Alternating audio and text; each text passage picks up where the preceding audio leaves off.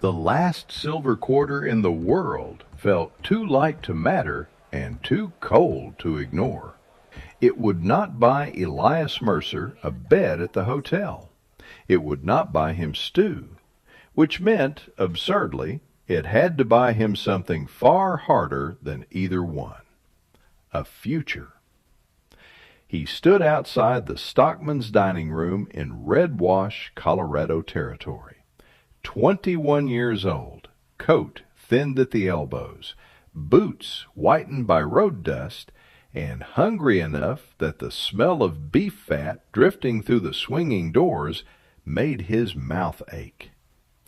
Inside, the room was thick with coffee steam, wet wool, tobacco, and the confident noise of men who had somewhere to sleep when the weather turned. Eli had nowhere. He pushed through the doors. The talk did not stop all at once. It dimmed in sections. A drifter alone was common enough in Red Wash. A drifter who walked in looking directly at one person, as if he had already decided something dangerous, was not. At the far corner table sat Ruth Kincaid. Most of the room was loud. She was not. She wore a dark wool skirt, a weathered oilskin coat folded over the chair beside her, and the expression of somebody who had long ago stopped spending words where silence worked better. Her hands were broad, her knuckles roughened by cold and labor. A black ribbon tied back her hair. She had a cup of coffee in front of her, and half the room was careful not to stare at her too openly, which told Eli everything he needed to know. She owned something, land probably, enough of it to make men watch her even when she wasn't speaking. Eli crossed the room while chairs creaked and voices thinned around him. He stopped at her table with the quarter in his closed fist, and his stomach pulling so tight it made his breath shallow. "Ma'am," he said, and hated how young his voice sounded, "I'm looking for work. Any honest work. I can mend fence, lift grain, break trail, stack hay. I learn quick. I read numbers clean. I don't drink on the job." Ruth looked up at him. Her face had the hard plainness of country that had not asked permission to be beautiful. Sun, wind, and grief had all left their mark without softening one another. But her eyes were sharp and level, gray-brown under straight dark brows, and there was no mockery in them, only assessment. "This is a poor room to ask for honest work," she said. A few men at the next table smiled into their cups. Eli swallowed. "Honest work doesn't care much where it's asked for, only whether somebody needs it." That brought the faintest change to her face. Not a smile, something more careful than that. "I don't need a hired hand," Ruth said. The hope in his chest dropped so fast it almost hurt physically. Then she added, "I need a husband." The room went still. A fork hit a plate somewhere near the stove. Somebody near the window let out one short breath of laughter and cut it off when Ruth did not.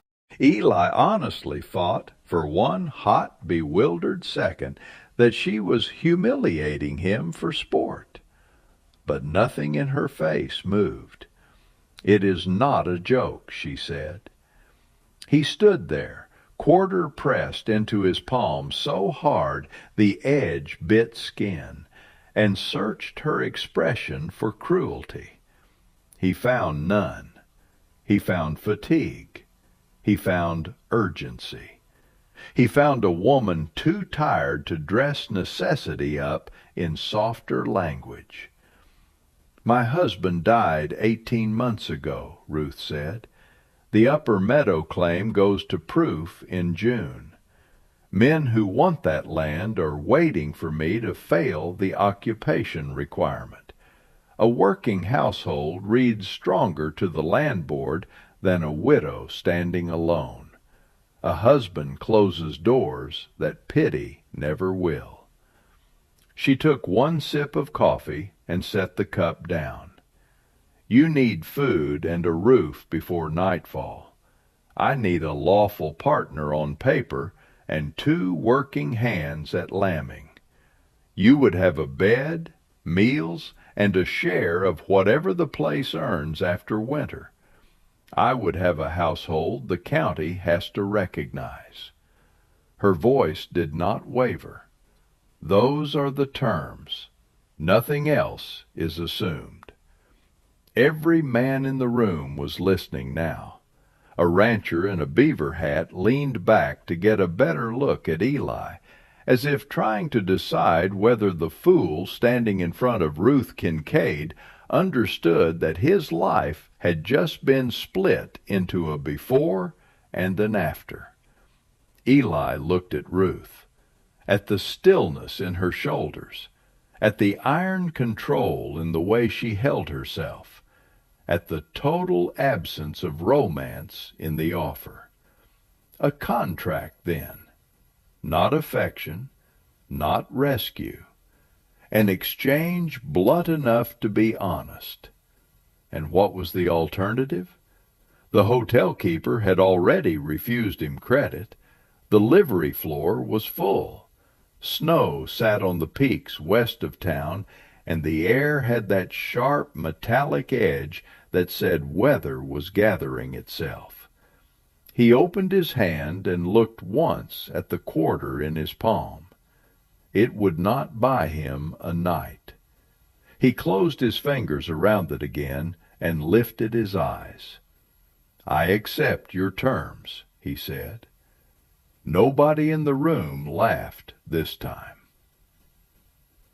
The ride out to the Kincaid place happened under a sky the color of old tin. Ruth drove the wagon herself, reins steady in gloved hands, saying almost nothing. Eli sat beside her with her late husband's spare coat over his shoulders and tried not to feel the enormity of what he had done settling around him. He had not found a job. He had married a stranger between noon and sunset at the recorder's office because a justice of the peace had happened to still be in town, and Ruth Kincaid believed in finishing dangerous business before the weather changed. By the time they turned off the road and dropped into her valley, the first wet flakes were already striking the wagon boards. The ranch sat where the ground widened between 2 ridges, a long, low house of pine planks, a lambing shed, a stone spring house, 2 corrals, and beyond them the upper meadow that mattered enough to put a fight into every silence around Ruth. It was not soft country, good country, which was not the same thing. Eli saw that immediately. Water, wind protection, enough grass if managed properly, and the kind of hard boundaries men remembered. He also saw how exposed the lambing shed was to a north-loading snow. Ruth saw his eyes go there. "The roof held last spring," she said. Something in the way she said it made him think she was less certain than she sounded. By full dark the storm was on them. Not light mountain snow, heavy, wet spring snow, driven crooked by wind and piling fast in the lee of every structure on the place. The house groaned. The lantern flames shivered each time a gust found a crack in the boards. Ruth set out bread, beans, and ham without ceremony. Eli had taken 3 bites and had just begun to understand what it felt like to have warmth in his hands again when a crack split the night. Ruth was already on her feet. The shed! She was shrugging into her coat before the word had finished landing. Eli followed her into the storm with a lantern and a shovel. The snow hit like thrown gravel, wet enough to soak and cold enough to sting. By the time they rounded the corner of the house, he could see the problem clearly. A deep drift had loaded the north side of the lambing shed. The center ridge beam had bowed. One upright near the door had begun to split. Inside, the sheep were bunching and crying against the walls, their sound thin and frantic under the wind. Ruth swore once under her breath, "If that ridge goes, we lose half the flock." She dragged a ladder through the snow. Eli caught her arm. "No!" She jerked free and turned on him. "No? In this wind?" he shouted. "You go up there and the whole roof comes down with you. And if nobody goes up, it comes down anyway." She was right. That was the worst part. Eli looked at the shed, at the loaded drift, at the split post, at the hay derrick standing 50 feet off like a dark gallows against the storm. Then he saw, all at once, the shape of a different answer.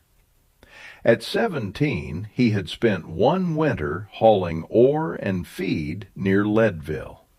Men there had trusted pulleys and tension more than prayer. "The derrick," he said. Ruth stared at him through blowing snow. "What about it?" "We don't fight the snow first. We lift the ridge enough to keep it from finishing the break." She followed his gaze. The old hay derrick stood with its mast and boom half buried in white, the block and tackle line still hanging under a crust of ice. "Run chain under the ridge plate from both sides," Eli said fast. "Bring it up over the main beam. Hook it to the derrick line. Swing the boom and tension it with the mules, just enough to take load off the split upright." Ruth did not answer for 1 second. Then she said, "Get the chains." That was all. They moved like people who did not yet trust one another personally, but had already begun trusting each other's usefulness. Ruth wrestled the team out of the lower barn while Eli dug chain-free with bare hands that went numb almost instantly. He crawled into snow up to his thighs to feed the lynx under the eaves, then came back coughing cold air so hard his ribs hurt. Ruth knew the derrick. Eli knew the rigging. Between them, that was enough. They set the boom, ran the chain, hooked the tackle, backed the mules until the line came taut with a low iron scream. Nothing happened. Then the ridge beam rose. Not much, half an inch, maybe a little more, but the sound the split upright made changed from death to endurance. "Hold them there," Eli shouted. Ruth planted her boots beside the team and held them steady while he climbed the ladder with a shovel and drove snow off the north pitch in frantic, ugly slabs. Twice the roof shifted under him, and each time his heart kicked hard enough to make his vision pulse white at the edges. Below him, Ruth did not move. Wind hammered her coat flat against her legs. Snow caked her hair and shoulders. The mules pulled and leaned. The line sang. By the time the worst of the load was off, Eli's arms were shaking so badly he could barely keep the shovel in his hands. He climbed down, half frozen and wild-eyed. Ruth looked up at the roof, then at the chain, Then at him. "You ever built one of those rigs before?" "No." He bent double, coughing. "Just watched men smarter than me do it badly." If the night had been different, maybe she would have laughed. Instead, she gave one sharp nod, as if filing something away. At dawn, the storm broke. The valley shone white and blinding under a hard blue sky. The shed still stood. Inside, the sheep were alive, milling nervously over straw and damp wool, but alive. Eli had just started knocking ice from the chains when riders came down the north track. 3 men, one of them in a dark hat and a town coat too fine for muddy thaw. Silas Kincaid.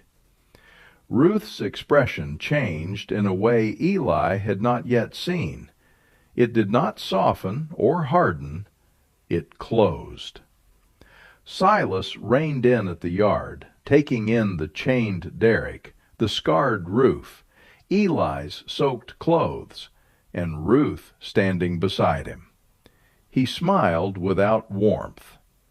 "Well," he said, "I heard the storm hit your place harder than most. Came to see whether a widow needed help after all." His gaze slid to Eli and lingered there with open contempt. "Didn't realize you'd solved that problem by marrying the first stray who wandered in off the road." Ruth did not flare. That seemed to disappoint him. "Elias is my husband," she said. Simple, flat, final. Something in the air changed when she said it. Even the 2 hired men behind Silas seemed to hear the line under the line. This ground has witness now. Silas tipped his head, still smiling. "Then I hope your husband knows how to count. June comes fast, and so do old obligations."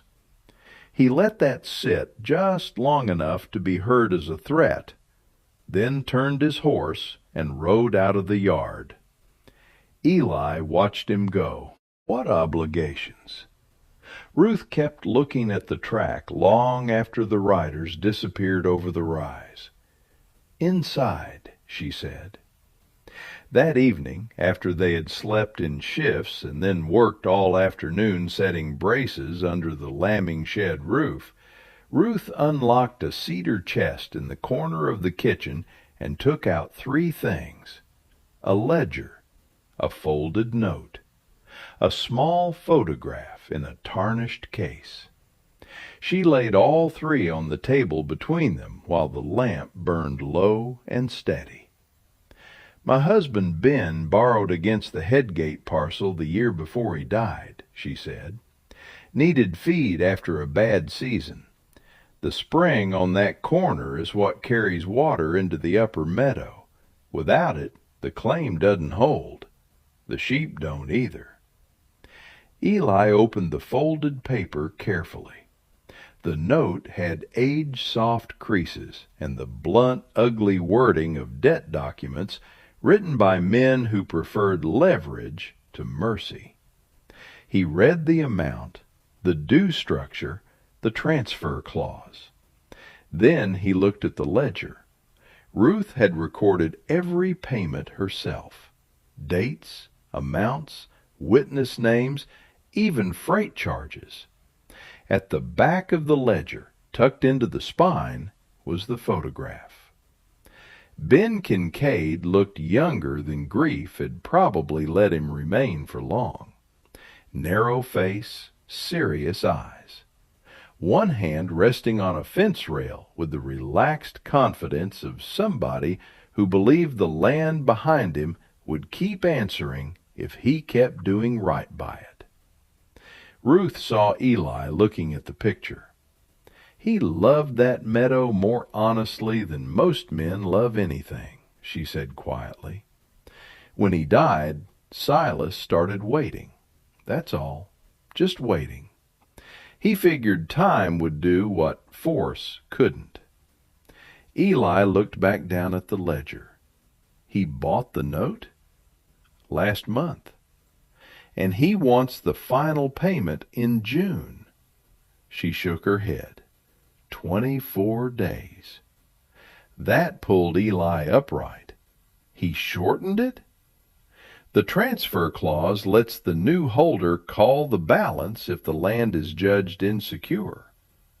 And a widow alone looks insecure. To the right kind of scavenger, yes.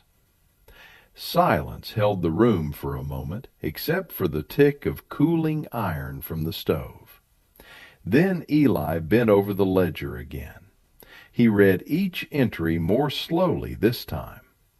One payment 3 years earlier had been entered twice in 2 different inks, once by the lender, once by Ben, with a notation that half had been applied to interest and half to principal. But on the balance carried forward in the transfer paper, that credit was missing. So was a later freight deduction explicitly acknowledged in Ruth's hand and initialed by the original lender. He did the numbers in the margin with a carpenter's pencil. Then he did them again. Ruth watched his face. What is it? He's lying about the balance. That got her full attention. Eli turned the paper toward her and showed the figures one line at a time. Not inventing the debt, but padding it. He ignored the split credit here, and he rolled interest over principal after the lender had already marked part of it paid. He's asking you for nearly $180 more than the note supports. Ruth stared down at the page. It took her a few seconds to see it. Then she exhaled once through her nose, a hard sound. Not relief, recognition. He thinks I won't catch it. He thinks he can frighten you faster than you can count. The knock came before either of them could say anything else. Not polite, not neighborly. Ruth stood. Eli stood with her. Outside waited 2 men on horseback, and a third sitting in the wagon seat behind them. One held a rolled document. "Message from Mr. Kincaid," the front rider said. "He'd like to spare you embarrassment. Sign over the Headgate parcel tonight, and he'll forgive the inflated portion out of Christian decency." Eli almost admired the ugliness of that. The rider extended the paper. Ruth's hand flexed once at her side, but she did not take it. Eli did. He looked at the transfer line first, then the witness marks, then the bottom edge where a county recording stamp should have been. There wasn't one. He lifted his eyes to the rider. "When was this transfer filed?" The man frowned. "That's not your concern." "It is if you rode out here with an unrecorded instrument and a false balance." The 2 riders exchanged a glance. Eli stepped off the porch, document still in hand, and let his voice sharpen. "This note is misstated by $182.40, and unless I'm blind, the transfer hasn't been recorded. You ride back and tell Mr. Kincaid that if he wants to bully widows with bad paper, he can do it in front of a recorder, a judge, and a room full of witnesses." He held up the page. "Or I walk this to town myself tomorrow and read every figure out loud." For a moment no one moved. The lead writer was built for intimidation, not arithmetic. That was visible in the annoyance that crossed his face when numbers entered the conversation. "You threatening Mr. Kincaid?" he asked. Eli felt Ruth beside him on the porch step. Felt, more than saw, the way she had gone completely still. "No," Eli said. "I'm threatening daylight." That landed. The rider spat into the mud. "Fine words for a drifter."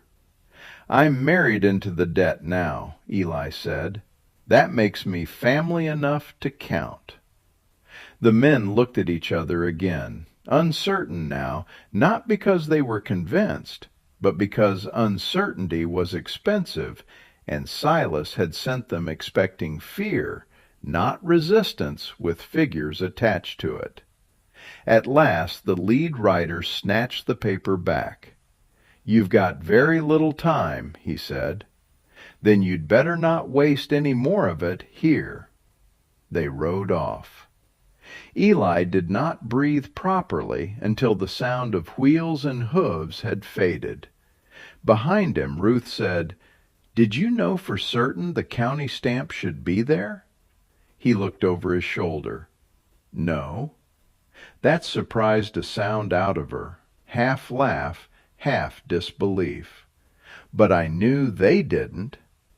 This time, despite everything, Ruth actually smiled, briefly. It changed her whole face and vanished so fast Eli almost thought he'd imagined it. The next 10 days were the hardest either of them had lived through in years. Correcting the balance helped. It did not solve the real problem. They still owed money, too much of it, and the flock would not turn into cash fast enough unless they sold badly, which was exactly what Silas was counting on. On the third night of this new siege, Ruth spread wool sacks across the kitchen floor so they could decide what might be moved first. Eli knelt to tie one shut, then stopped with both hands buried in the fleece. He pulled out a lock, rubbed it between thumb and forefinger, frowned, and reached for another sack. Ruth watched him sort 3 small piles in silence. "What are you doing?" "Separating what you've been selling together." Her brow tightened. "It's wool." "Some of it is." He held up one lock. "This is fine enough to grade higher if it's cleanly skirted and kept separate. This bundle here is coarser, good for blankets. This one has burr and weather in it and drags the whole lot down if you sell blind." She stared at him. "How do you know that?" Eli kept working as he answered. "Before the mines, I spent 2 winters at a wool warehouse on the river in St. Joseph. Men there paid me to sort by touch because I learned fast and complained little." Ruth crouched across from him in the lamplight, eyes narrowed. "You can raise the price?" "If the buyer isn't lazy." She held his gaze for 1 second, then stood up and brought every remaining sack into the kitchen. For 4 nights they worked after chores until their backs felt made of wire. Eli skirted fleeces, separated by staple and cleanliness, tied samples, and wrote a letter in his careful, neat hand to a Denver broker whose name he remembered from the warehouse books. Ruth packed the samples, rode to town at dawn, and bribed the telegraph clerk with pie to push the message through ahead of freight traffic. The answer came 2 days later. The broker would buy if the wool matched the samples, at a price high enough to matter. Not enough alone, but enough to turn hope from foolishness into arithmetic. Ruth sold 2 ram lambs to a breeder south of the pass. Eli rode the sorted wool with the freight wagon to the rail point and stood over the loading himself, refusing to let anyone dump the sacks together and ruin the whole advantage through laziness. Every step cost something: time, pride, strength, sleep. But the number in Ruth's ledger began to narrow. Meanwhile, the county watched. Not openly. Frontier counties rarely stared where shame might be involved. But news moved the way wind did, through cracks and under doors. By the week before payment day, people in Red Wash knew 3 things: that Ruth Kincaid had not folded, that her strange young husband could read a debt sheet like a knife reads hide. Silas Kincaid, who had expected a simple surrender, was now having to conduct his victory in public. That mattered. Predatory men prefer privacy. The final morning came clear and cold. Ruth dressed in dark blue wool. Eli wore Ben's old black coat, brushed as clean as years had left it capable of being. Between them on the wagon seat lay a small iron cash box, the corrected sum inside wrapped in paper and cloth. Neither of them talked much on the drive to town. At the recorder's office, Silas was already there. Of course he was. He stood by the counter with one hand resting on his gloves, confidence drawn so tightly across his face it looked almost fragile. The county recorder, a clerk, and 2 ranchers waiting on fence filings all turned when Ruth and Eli walked in together. Ruth set the cash box on the counter. Silas smiled. "Come to ask for another extension?" Eli opened the box. The room heard the sound of coin and bundled notes before anyone fully saw them. The smile left Silas in pieces. Ruth slid the corrected ledger page across to the recorder beside the original note. "Final payment," she said, "at the lawful balance. Witnessed." The recorder checked the figures, looked at Eli's penciled correction, checked again, then counted.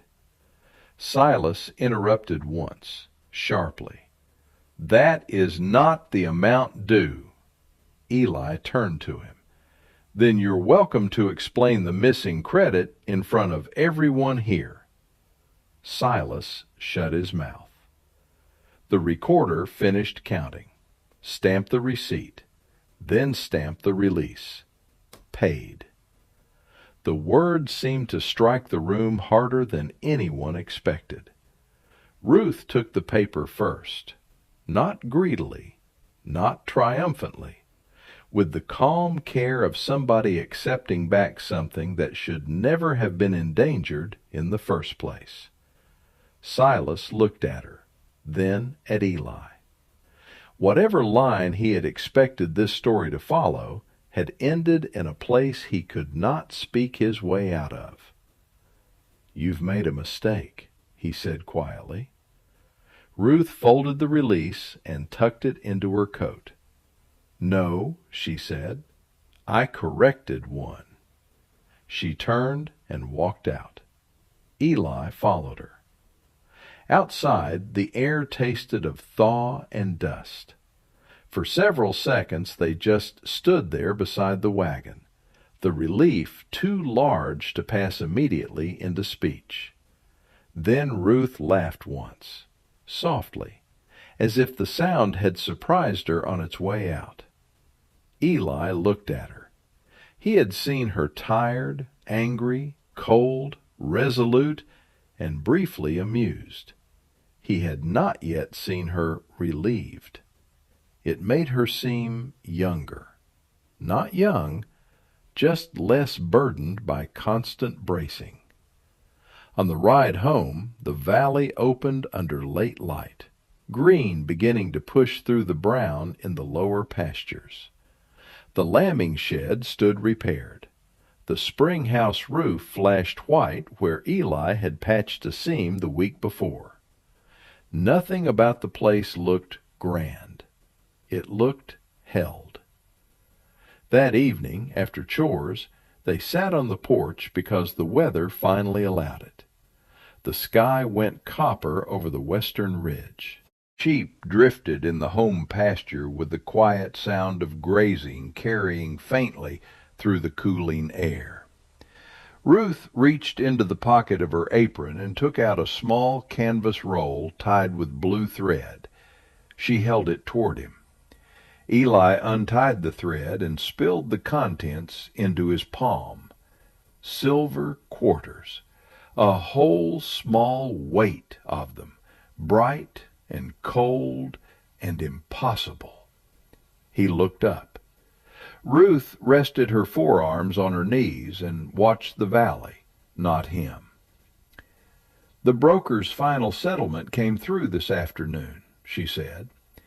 "After feed, freight, and the note, there was enough left for wages." Eli looked back down at the coins. There had to be 40 of them. The first quarter in the stack caught the dusk and flashed. Without thinking, he touched the old single quarter still in his coat pocket, the one he had not spent because it had been the hinge on which his entire life had turned. Ruth noticed the gesture. "I figured," she said, voice quiet, "a man ought to have more than one coin standing between him and the dark." He laughed then, not because it was funny, because there was too much feeling in the porch air, and laughter was the only way to keep it from becoming something larger too fast. When he sobered, he looked at her properly. "And the contract?" he asked. For a moment she said nothing. The wind moved one loose strand of hair across her cheek. She pushed it back with a work-rough hand. "The contract got us through winter," she said. "What comes after winter ought to be chosen more carefully." He waited. Then she finally turned to him. "There is room on this place for a partner who stays because he wants the work," she said, "and because he wants the life attached to it." Not a love speech, not a declaration dressed in borrowed poetry, just the plainest truth she had. It was more moving for that. Eli closed his hand around the quarters and felt their weight settle into him like something earned rather than begged for. Out in country like theirs, homes were not always built in the order stories preferred. Sometimes respect came first, then trust, then the hard daily proof that two people could survive weather, debt, and fear without turning small under any of them. What they had made together was not delicate. It had been built under strain. That was the reason it might last. Below them, the valley darkened by degrees. Water moved through the headgate parcel with a low, steady sound. The meadow Ben had loved remained green. The house behind them held warmth. The porch held both of them. Eli turned one of the quarters in his fingers and thought about the day he had walked into a loud room with one coin and no future. He had left that room with a marriage contract. He understood now that what Ruth Kincaid had really offered him was something rarer, a place where usefulness could become belonging, a place where survival did not have to remain temporary, a place where the next winter would find him waiting for it from the inside. The last light drained off the ridge. Ruth sat beside him in the gathering dark, close enough now that the silence between them no longer felt like distance. And for the first time in a very long while, neither of them was bracing for loss. They were simply listening to the water hold.